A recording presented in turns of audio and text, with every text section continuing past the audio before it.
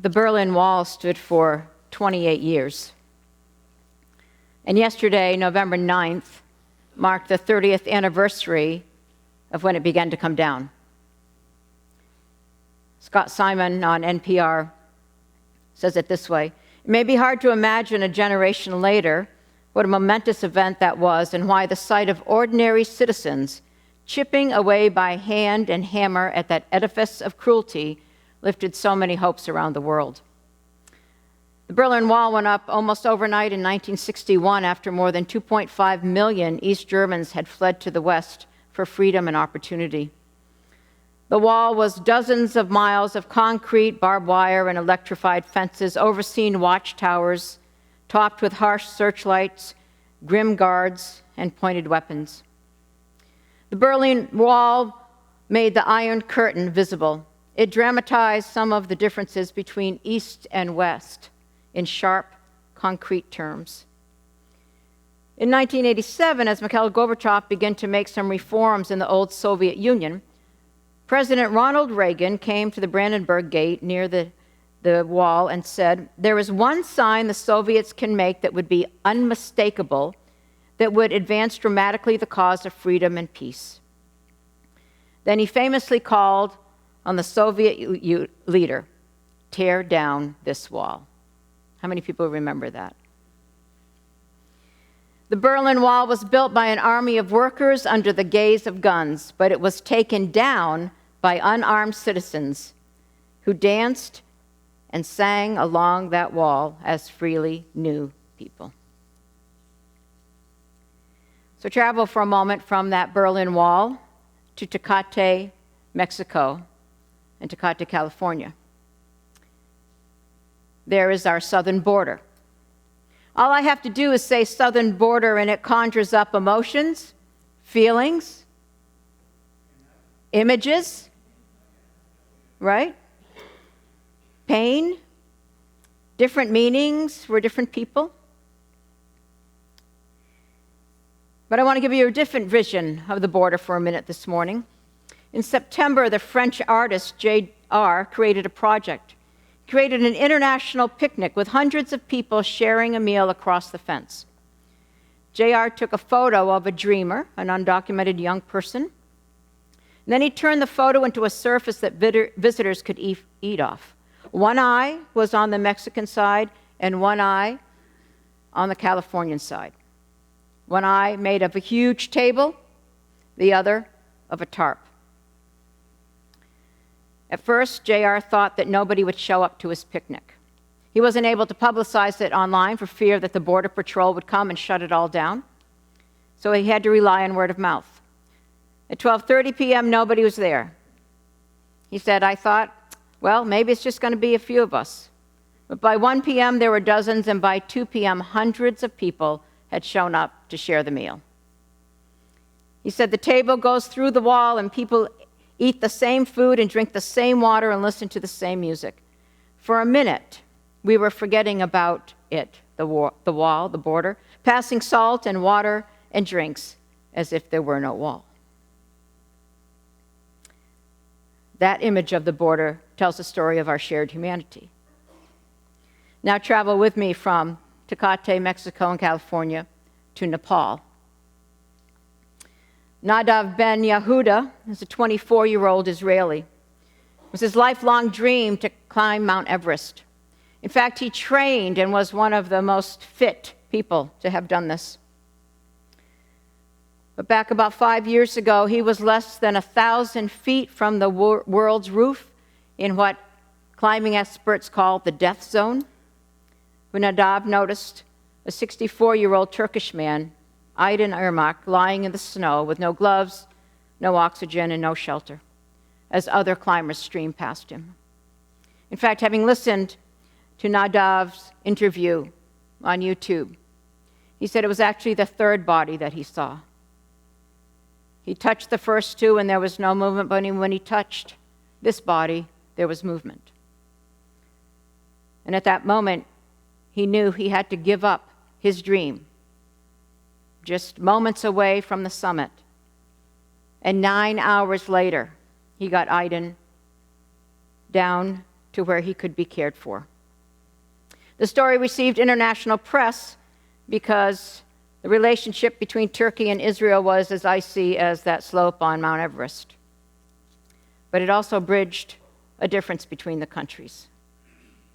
When asked why he stopped to help when all others gave Ermak up for dead, Nadav answered, "Because we had shared a meal together." They had met on Mount Everest in the base camps, shared a meal, and he became his friend. In fact, again, listening to Nadav being interviewed, he said, I can't even tell you what really happened because at that elevation, your mind cannot even think. But he said there was an instinct that took over because I was trained, leave no friend behind. And so he brought him down the mountain. And they remain deep friends to this day. These three stories, these events, worlds apart, share things in common. Our deep connection, our deep need for connection, and our innate longing to recognize others' humanity. Things that no wall, no border, and no mountain can diminish. This whole fall, we've been talking about Jesus either eating a meal, going to a meal, or coming from a meal, having conversations, breaking bread so that barriers and boundaries would be dissolved and dismantled. And I've come to see his main mission as eating with people, having conversations and sharing stories. And most of all, helping people recognize each other's humanity. Are you with me so far? For a while now, I've really been struggling with what it means to have an identity as a Christian minister. I've been a lifelong Christian. And I chose that again and again along the way.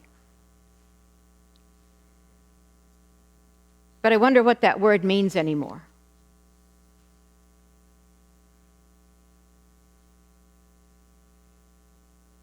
Does anybody else have this feeling with me? I wonder what it means. I wondered how I should describe myself anymore with what Christian and Christianity has come to mean, especially as the media portrays it week after week. How is it that even as a religious leader, I can align myself with that faith tradition in this moment in time? If you alienate someone in the name of faith, you are putting Christianity ahead of humanity. So I think what I've come to is I am human first, then Christian.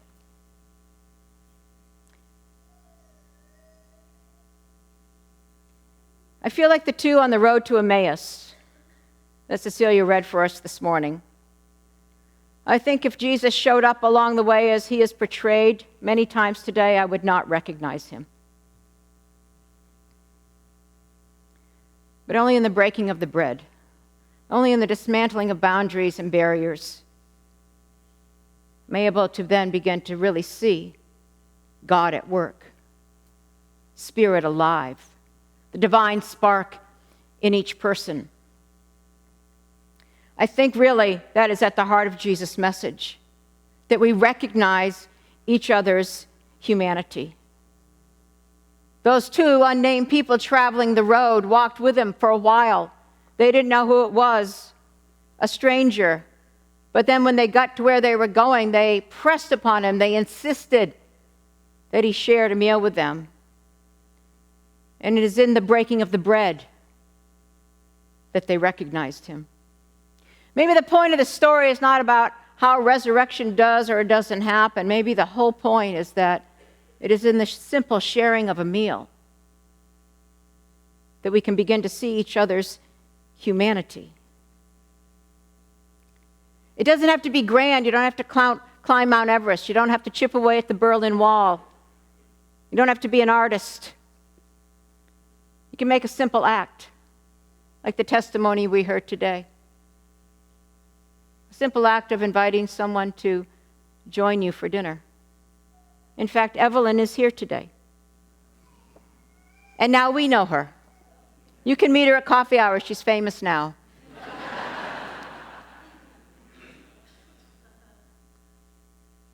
The barriers and boundaries today can be broken down one meal at a time, across race and class and age and language. It can be broken down one story at a time. Because when you tell me your story, I see your humanity. If I don't know your story, I got plenty of labels to put on you. Anybody with me with that? How many times I confess, I will think one thing about somebody, and they tell me their story, and I think, wow, how wrong could I have been? And so my question to us, dear friends, those of us on a journey to be more human, do we truly recognize people? As we mark this 30th anniversary of the Berlin Wall coming down, we're trying to erect one on our own national boundary. As people share a picnic at the border, children are still suffering, separated from their parents in detention centers. And all across the world, people are crossing barriers, making connections, seeing each other's humanity, and we get to choose. We get to choose how we will be, how we will act. So start with a simple act, sharing a meal. And I guarantee you'll recognize something in yourself as you recognize another's humanity. And you might say, along with Rumi, after you had taken your leave, I found God's footprints on my floor. May we see that divine spark in one another, in our deep humanity. Amen.